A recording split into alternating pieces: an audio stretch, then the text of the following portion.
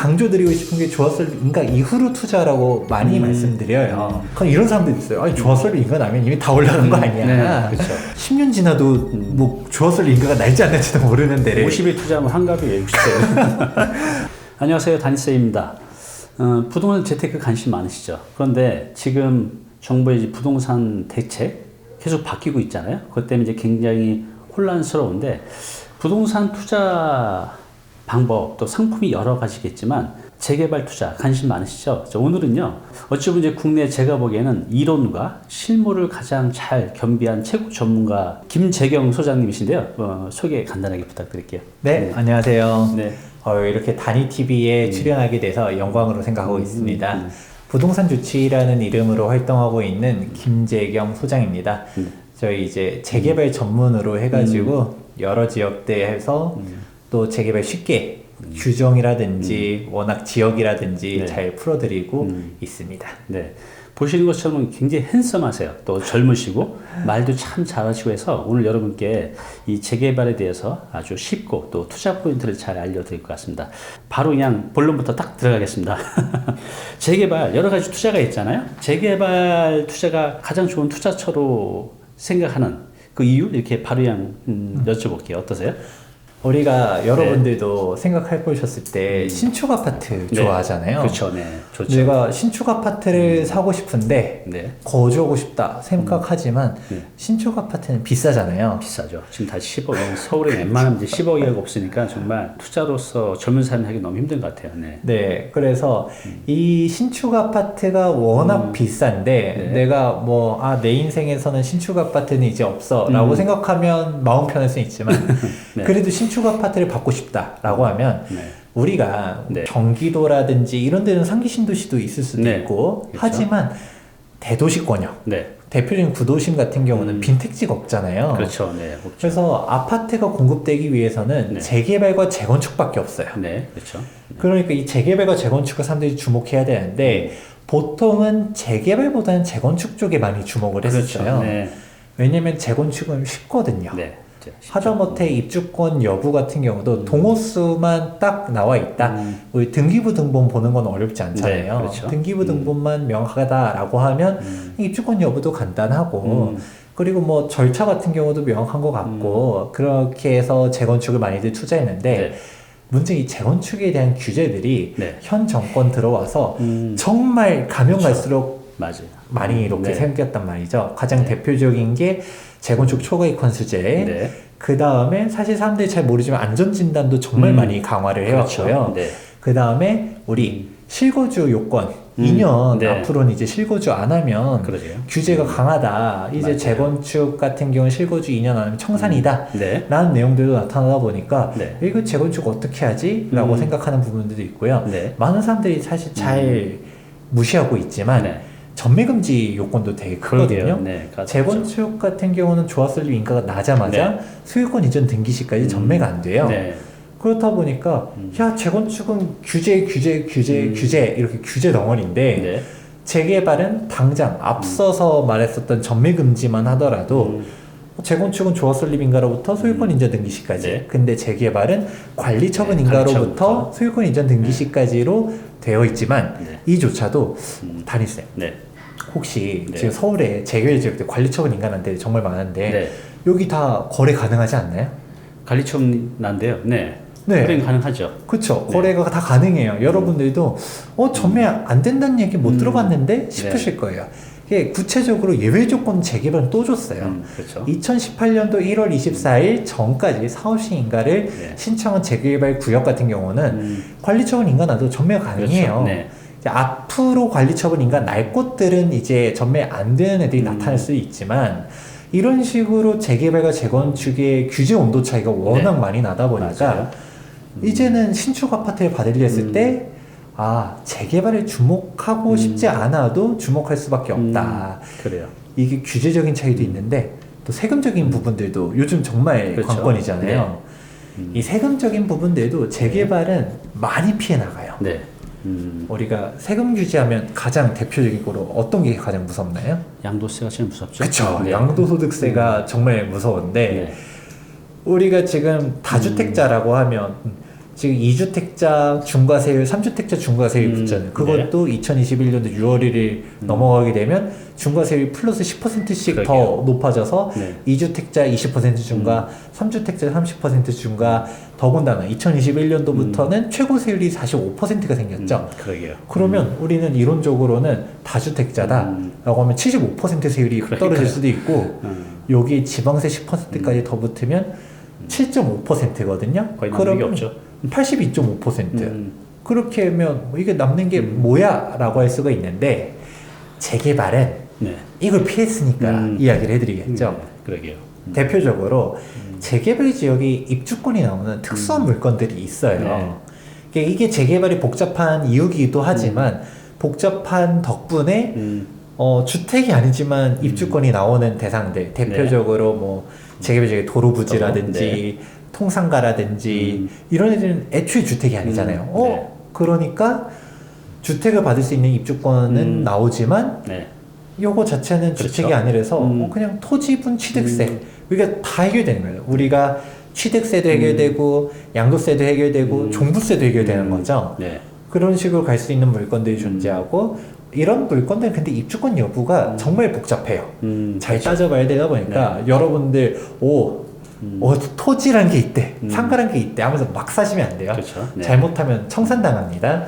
그런 부분들이 있지만 그래도 안전하게 가려고 하면 관리처분 인가는 입주권을 샀다 라고 하면 여기서의 입주권은 주택 수엔 들어간다라고 여러분들 배우셨을 거예요. 그렇죠. 입주권도 주택 수엔 들어가는 게 맞지만 얘는 주택을 받을 수 있는 권리지 주택 그 자체는 아니거든요. 그래서 입주권 자체를 매도한다라고 하면 얘는 일반 세율로 갈 수가 있어요. 그래서 이런 부분들도 생각하다 보면 입주권 투자를 하면 또 일반 세율로 할 수 있네. 그리고 여기서 한 발 더 나아간다. 우리 관리처분 인가라는 게 있는데 우리가 보통 재개발 재건축 조합원 입주권이라고 말하지만 엄밀하게 말하면 관리처분 인가 전에는 그냥 아파트를 산 거고 단독주택을 산 거고 빌라를 산 거고 도로 상가를 산 거지 입주권이라는 표현은 관리처분 인가가 나면 입주권이란 말이에요. 그렇죠. 그러면 입주권이라고 하면 관리처분 인가 이후라고 했지만 우리가 관리처분 인가가 났다 하더라도 건축물이 아직 살아있을 때가 있거든요. 그때는 취득세는 못 피해요. 취득세는 그렇죠. 다주택자 취득세, 우리 2주택자라고 하면 8.4, 3주택자라고 하면 12.4% 취득세를 내야 되는데 건축물까지 멸실됐다라고 하면 토지분 취득세 4.6으로 갈 수가 있게 되고요. 그렇죠. 그러면 건축물이 멸실됐네? 라고 하면 또 무엇을 생각해 볼 수 있냐? 종부세 역시도 미부가 되는 거죠. 그렇죠. 그래서 뭔가 재개발이라는 게 단순히 신축 아파트를 받을 수 있는 권리다. 뭐 이것만으로도 사실 정말 중요한 거지만, 근데 세금적으로도 알아보다 보니까 와 다주택자들이 할 수 있는 방법이 여기에 있었네라는 부분들도 그러게요. 있는 거죠. 그러니까 이 재개발 투자 제가 지금 말씀하신 걸 이제 간단하게 이해하자면 일단 재건축에 비해서 이제 규제가 좀 더 자유롭다는 거, 그 다음에 세금에서 좀 더 내가 융통성 있게 할 수 있다는 거, 또 투자 자금도 재건축보다는 재개발이 좀 더 적다는 거. 그렇지만 좀 더 복잡하지 않은 거. 그래서 이제 전문가의 도움이 필요할 것 같아서 오늘 이제 모셨습니다. 제가 처음에 이 부동산 공부를 할 때 재개발 재건축에 딱 들었을 때 이 구분이 안 되더라고요. 뭐가 다른 거지? 뭐 비슷비슷한 것 같고, 우리 시청자분들 중에서도 이게 좀 구분이 안 되시는 분들 많이 계실 것 같아요. 이거 좀 더 쉽게 한번 설명 좀 부탁드릴게요. 재개발 재건축 차이. 네, 이게 재개발 재건축을 왜 구분해야 되는지는 앞서서 규제 차이가 다르다는 이야기를 했었잖아요. 그렇다 보니까 이게 재개발 재건축 비슷비슷한 것 같지만 이거 구분 잘못하면 안 되거든요. 그렇죠. 명확한 구분이 필요합니다. 가장 쉽게 설명할 수 있는 표현 같은 경우는 우리가 아파트를 멸실시키고 다시 아파트를 짓는 게 재건축이라고 이해하면 편하고요. 그렇죠. 빌라, 단독, 다가구, 다세대 뭐 이런 식의 있는 약간 뭐 산동네, 달동네 같은 이미지를 떠올리는 거죠. 이런 데들을 멸실시키고서 다시 진행하는 게 재개발이다 생각하면 좋을 것 같은데 근데 사실 도정법에서는 이렇게 나와 있지 않아요. 우리가 재개발 재건축, 즉 도시환경 정비 사업이라고 하는 부분들 같은 경우는 도정법에 정의가 되어 있는데 여기 도정법상 재개발과 재건축의 구분은 아파트를 하는 게 재건축, 빌라를 하는 게 재개발 이렇게는 안 써 있거든요. 그렇죠. 네. 둘 다 법에는 뭐라고 써 있냐면 법적인 구분은 이렇습니다. 우리가 노후 불량한 건축물인 거는 둘 다 동일해요. 네. 근데 기반 시설이 양호한 것은 재건축, 기반 시설이 불량한 거는 재개발이라고 법에서는 정의가 되어 있습니다. 네. 이렇게 생각해 보면 좋을 것 같죠. 우리가 압구정 현대아파트 생각해 보면 네. 건물이야 솔직히 네. 오래됐죠. 그렇죠. 근데 기반 시설이 열악하다라고 말하는 사람들이 있나요? 없죠. 네. 그쵸. 네. 최고죠, 위치는. 위치도 최고고 인프라도 잘 돼 있고 교통도 잘 돼 있고 네. 정말 잘 돼 있잖아요. 그런 게 기반 시설이 양호한데 건축물이 불량한 게 재건축. 그리고 재개발 같은 경우는 우리가 산동네 달동네 생각해 보는 거죠. 네. 우리가 예를 들어서 뭐 압구정 얘기했으니까 네. 그 건너편에 한남뉴타운을 한남뉴타운. 네. 생각해보면 한남뉴타운 같은 경우는 위치는 너무 좋긴 한데 솔직히 기반 시설이 열악하거든요. 그렇죠. 네. 소방차가 못 들어갈 정도의 골목길이잖아요. 네, 그렇죠. 이런 데들을 그냥 놔두면 그냥 정상적인 개발이 안 되다 보니까 구역을 지정해서 여기는 너네 멋대로 빌라라든지 신축 행위를 하지 말고 여기는 딱 명확하게 구획 정리를 해서 진행할 거야 라는 게 재개발의 정의입니다. 그런데 네. 제가 쉽게 보는 거 하나 있고 법적인 정의를 하나 있어요. 네. 근데 실무적으로 들어가면 이렇게만 알면 또 안 돼요. 네. 또 다른 게 있나요? 자, 그쵸. 우리가 누가 봐도 재개발 지역 같은데 재건축으로 가는 데들이 있어요.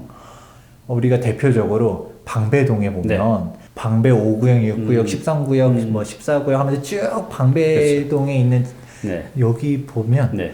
빌라 지역들은 재개발이래 이런 식으로만 이해하고 가면 여기도 재개발인가 보다 라고 생각하기에 딱 좋죠. 네, 그럴 것 같아요. 근데 실질적으로는 방배는 재건축으로 진행이 돼요. 네. 그러면 규제가 전혀 다르죠. 그러면 아마 헷갈리실 거예요. 뭐야 빌라는 재개발이라며. 근데 일부 사례는 빌라 지역인데 재건축하는 네. 사례들도 있고요. 또 우리가 아파트는 무조건 재건축 같은데 재개발 지역도 보다 보면 아파트 막 몇 동짜리도 재개발 구역에 편입되어 있는 그러게요. 애들도 있어요. 네. 네. 대부분 일단 아파트는 재건축, 빌라는 재개발 이런 식으로 생각하면 대부분은 가려낼 수 있지만 이런 식으로 가면 사고 터지는 경우들도 있어서 명확하게 가려놓은 기준이 필요할 수 있거든요. 이거는 어떻게 체크하느냐? 우리가 관청에다가 문의해 봐야 돼요. 관청에다 문의해봐서 이게 재개발인가요? 재건축인가요? 라고 하면 여기는 재건축 구역입니다. 재개발 구역입니다. 라고 말을 해주거든요. 그런 식으로 확인해야 되는데 우리가 개개인들이 다 일일이 다 구청에다 확인할 수는 없잖아요. 그렇죠. 네. 서울시 같은 경우는 잘 정비된 사이트가 있어요. 뭐죠? 서울시 클린업 시스템이라고 있거든요. 클린업 시스템. 네. 네. 이 클린업 시스템으로 들어가게 되면 우리가 뭐 서초구 아니면 뭐 성동구 검색하면 정비사업 구역들이 쫙 떠요. 네. 여기가 재개발, 재건축 쭉 구분되어 있는데 방금 앞서서 제가 말씀드렸던 방배동을 한번 검색해보면 방배 5구역 재건축, 방배 6구역 재건축, 방배 13구역 재건축 이게 재건축이라고 써있게 되고요. 우리가 성동구 같은 경우도 보게 되었을 때 응봉 1구역이라고 있어요. 응봉 1구역도 누가 봐도 재개발 지역인데 여기도 응봉 1구역 재건축이라고 써있거든요. 이런 식으로 이게 재개발은 상관없어요. 규제가 약하니까. 이게 재건축을 구분해낼 필요성들이 있는 거거든요. 이제 그거를 이제 클린업 시스템 이게 정부에서 운영하는 사이트죠? 네, 서울시에서 운영하고 있습니다. 네, 그래서 이제 들어가서 확인하시면 됩니다. 그러면 이제 재개발 예전에 이렇게 공부할 때 그 재개발이 절차가 있잖아요. 맨날 이렇게 보고 있어도 헷갈렸어요. 요거 다음에 요건가? 저거 다음에 요건가? 이걸 다시 한번 우리 시청자분들에서 재개발 절차? 요거 좀 간단하게 좀 알려주시기 바랍니다. 자, 우선 재개발과 재건축 비슷하긴 해요. 근데 재개발과 재건축이 주어 설립인가 전에는 좀 달라요. 이 부분만 간단하게 일단 먼저 설명해 드릴게요. 재개발 같은 경우는 주민들이 원한다라고 해서 구역 지정을 할 수 있는 그런 게 아니에요. 보다 보면 주민들이 우리가 동의를 모아서 뭐 구청에다가 뭐 신청했다던데 이건 뭐예요? 라고 하는데 이거는 구역 지정해달라고 요청을 할 수 있는 거지 신청 권한은 서울시장이 가지고 있어요. 정확하게는 시도지사가 가지고 있는데 시장님이 지정을 해주고 안 해주고는 시장님 마음이에요. 그렇기 때문에 막강하네요. 주민들이 아무리 뭐 동의율 설령 100% 모았다 하더라도 시장님이 싫은데 하면 안 해주는 거죠. 그만큼 시장의 권한이 막강한 거고요. 그러네요. 그래서 우리가 일단 시장님이 오케이 해가지고 구역 지정을 해줬다라고 하면 추진위원회가 생겨가지고 네. 추진위원회에서 동의율 75%를 모으면 조합설립 인가가 나는 게 재개발이고요. 아, 재건축 같은 경우는 이거 반대예요. 재건축은 주민들이 원해서 신청이 원해서. 가능해요. 차이가 있네요. 그렇죠. 주민들이 원하면 우리가 돈 모아서 안전진단 신청 네. 그거 구청에서 해주는 거 아니거든요. 그냥 주민들이 우리 안전진단 신청하는 거잖아요. 네. 신청하면 결과를 받아가지고 D등급이 나왔네, 2등급이 나왔네. 이거에 따라서 우리가 뭐 나중에 조건부로 갖다가 통과를 하든 하면서 통과하잖아요. 네. ABC 등급이 애초에 안 되고 막 이런 안전진단이라는 내용들이 여기서 나타나는 건데 안전진단을 통과했어요. 그러면 이제 추진위원회에서 동의율을 모아가지고 네. 조합설립 인가를 나는 데까지가 조합설립 인가 전에 재개발과 재건축의 차이인 거죠. 차이가 있네요. 그래서 이것만 보더라도 재개발과 재건축의 온도 차이가 있다라는 게 네. 보여져요. 네. 재건축은 애초에 너네들이 원해서 한 거고 재개발은 주민들이 원해서 할 수 있는 게 아니라 시도지사가 시도지사가 지정한 거잖아요. 네. 그래서 규제 차이가 이렇게 나타나는 거죠. 그렇군요. 왜냐면 왜 재건축은 이렇게 미워하고 재개발 이렇게 이뻐해 라고 사람들이 생각할 수 있는데 애초에 재개발도 이렇게 똑같이 규제를 하면 앞뒤가 안 맞는 거죠. 야, 너네가 지정해놓고 이제 하지 말라고 규제를 하는 게 안 맞는다는 거죠. 그러네요. 그렇게 하다 보니까 재개발과 재건축의 온도 차이가 나타나게 되는 거고 네. 그 이후로는 똑같아요. 우리가 재개발, 재건축 보았을 때 왠지 재개발이 더 오래 걸릴 것 같고 막 그런 느낌 안 드나요? 네. 당연히 오래 걸 것 같아요. 그쵸. 딱 느낌상으로는. 근데 어때요, 이게 근데? 조합설립 인가까지 나기가 오래 걸리는 거죠. 애초에 주민들이 원하지도 않는 구역 지정했잖아요. 거기가 길겠네요. 그러니까 할머니 할아버지들이 재개발에 대한 개념도 잘 모르고 그러시죠. 요즘은 재개발이 많이 좋다라는 인식들이 많이 퍼져도 여러분들 중에서도 재개발 생소하신 분들도 분명히 있을 거예요. 그렇죠. 근데 그 예전에 막 할머니 할아버지들이 이게 뭐 좋은 게 좋은 거라고는 말을 하는데 잘 모르는 사람들이 동의하기가 정말 어렵거든요. 그렇죠. 네. 그래서 이게 동의율까지 조합설립까지가 정말 오래 걸리는 건데 조합설립 인가 이후로는 재개발 재건축 절차가 99% 동일해요. 그렇군요. 속도가 똑같아요. 그럼 우리가 재개발이 길다고 느끼는 것이 그 기간, 요 조합 설립 이전까지 기간이 재개발이 이제 길기 때문에 우리가 길게 느꼈던 것 같아요. 그죠? 맞습니다. 그래서 그러면 이제 조합설립 인가 이후로 놓고 네. 보면 조합설립 인가가 있다라고 하면 사업시 인가를 가장 네. 큰 타이틀로 보면 좋을 것 같고요. 사업 시행인가? 거기서 네. 뭐를 하는 거죠? 자, 사업시 인가를 받기 전에 우리가 많이 들어본 부분 중에 가장 유명한 게 건축심의. 건축심의. 건축심의를 통과해야 되고 그 전에 우리가 교통영향평가라든지 환경영향평가라든지 교육영향평가라든지 이런 각종 허가들을 받는 게 사업시행 인가 전에 받는 거예요. 그래서 사업시행 인가는 이렇게 이해해 보시면 편해요. 각종 관청에서 인허가들이 모두 끝나는 게 사업시행 인가다 라고 생각해 보면 좋을 것 그럼 같아요. 이제 사업이 거의 구체화 되는 거네요. 그쵸. 그렇구나. 그러면 이제 세대수도 나오게 되고 우리가 평형도 어떻게 하고 이게 나오는 게 사업시행 인가고요. 네. 그럼 그 다음에 관리처분 인가라는 또 중요한 키워드가 네. 나오게 되는데 네. 그럼 이 사이에는 또 뭐가 있냐라고 물어볼 수 있는데 네. 관리처분 인가는 좀 뭐라고 표현하냐면 파이 나눠먹기라고 말해요. 나눠 먹기. 네. 이제 인허가는 다 끝났어요. 인허가는 다 끝났는데 그럼 이제 조합원들이 몇 세대를 짓는지 우리는 1000세대를 지을 거고요. 네. 25평은 몇 세대, 33평은 몇 세대, 40평대는 몇 세대, 임대 아파트는 몇 세대 이게 다 나오잖아요. 네. 그러면 이제 기존의 재개발, 재건축 지역에 있었던 사람들한테 감정평가를 하겠죠. 네. 감정평가를 하면 너가 가지고 있었던 물건은 얼마야 나올 거고요. 그런 다음에 이제 평의 신청을 해야겠죠. 네. 평의 신청하려면 조합분양가가 또 나와야 되잖아요. 네. 그러면 내가 기존에 가지고 있었던 물건이 5억짜리였는데 조합분양가가 7억짜리래. 그럼 2억을 분담금 더 내야겠구나. 이런 거를 알 수가 있게 되니까 그럼 내가 몇 평 신청할 건지도 평 신청 다 하고 이런 식으로 가는 게 관리 차원 인가다 보니까 그러니까 조합원들 입장에서는 내가 갖고 있는 부동산의 가치를 평가받은 다음에 또 내가 20평대를 선택할 것인지 또 30평대를 할 것인지에 따라서 또 분담금이 달라지는 거죠. 그렇죠. 받을 수도 있고 줄 수도 있고. 그렇습니다. 그렇게 해서 관리 처분 인가가 난 다음에는 이제 우리가 많이 들어본 것처럼 이주를 이주. 하게 되고 그 다음에 철거를 할 거고 철거까지 다 되면 착공하면 준공까지 이렇게 모든 단계가 프로세스 이렇게 나와 있습니다. 관리 처분 이후에 이제 착공이 시작하면 입주까지 평균적으로 대략 얼마나 걸려요? 보통 이제 관리 처분 인가가 났다라고 하면 이주 철거하는데 한 1년 정도 잡고요. 네. 그리고 착공을 시작하게 되면 준공까지 30개월에서 36개월 정도 걸려요. 그러니까 관리 처분 인가 났다라고 하면 뭐 한 4년에서 뭐 4년 반, 5년 이 정도 안에는 어떻게든 입주하겠네가 보이는 거죠. 그래요. 그러면 이 재개발 투자 이제 관점에서 보면 이 재개발의 진행 단계에서 어느 단계에서 들어가는 게 좋을까요? 뭐 이게 정답은 없겠지만 초보자들 입장에서 어느 단계에 들어가는 게 좋을까요? 네, 당연하겠지만 단기가 많이 가 있으면 가 있을수록 가격은 비쌀 거예요. 그리고 그만큼 안전할 거고 또 완공까지의 시간도 짧겠죠. 나는 이제 입주까지 2년밖에 안 남았네. 일반 분양도 다 끝났어요. 그러면 입주 시점이 이제 몇 년 안 남았을 거 아니에요. 그런 데는 정말 안전하게 갈 수 있는 거고. 근데 지금 이제 막 관리 처분 인가 났어. 그럼 아까 얘기했던 건 한 4년 정도 걸리겠네. 사업시 인가 났어. 인허가는 좀 낮겠지만 그래도 입주까지 한 6년 정도 걸리겠네. 이제 막 조합설립 인가가 났어. 그럼 입주까지 8년 걸리겠네.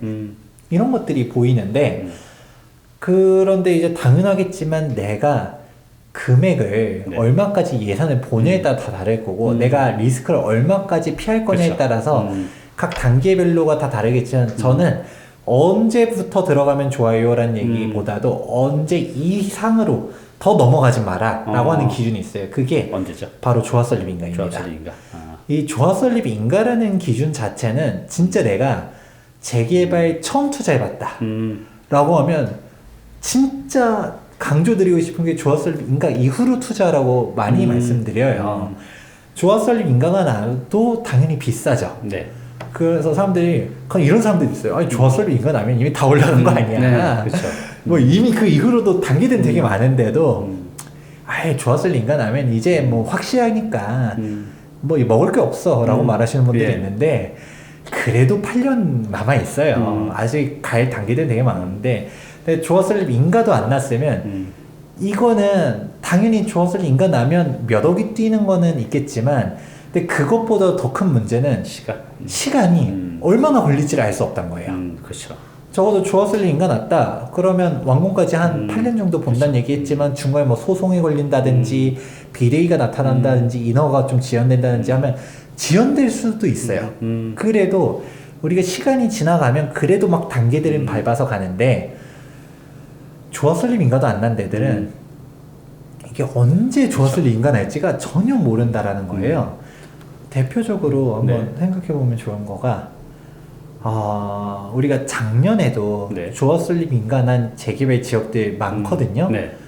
여기 얘네들이 구역 지정이 언제 났는지를 생각해보면 좋을 것 같아요.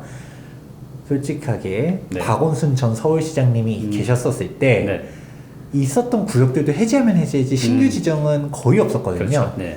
이 말인 즉슨 대부분 현재 서울에 남아있는 재개발 지역들은 2000년대 초반에 구역 지정됐단 거예요. 2000년 초반. 그러면 작년에 조합설립 인가가 났어? 라는 말 자체가 조합설립 인가까지 막 10년, 15년, 20년 이렇게 걸렸다라는 거죠. 그래도 그렇게 해서 나면 상관없는데 지금 재개발 예정지들 말 많이 나오잖아요. 혹은 구역 해제된 데들 여기는 그냥 20년 동안 계속 물려 있어요.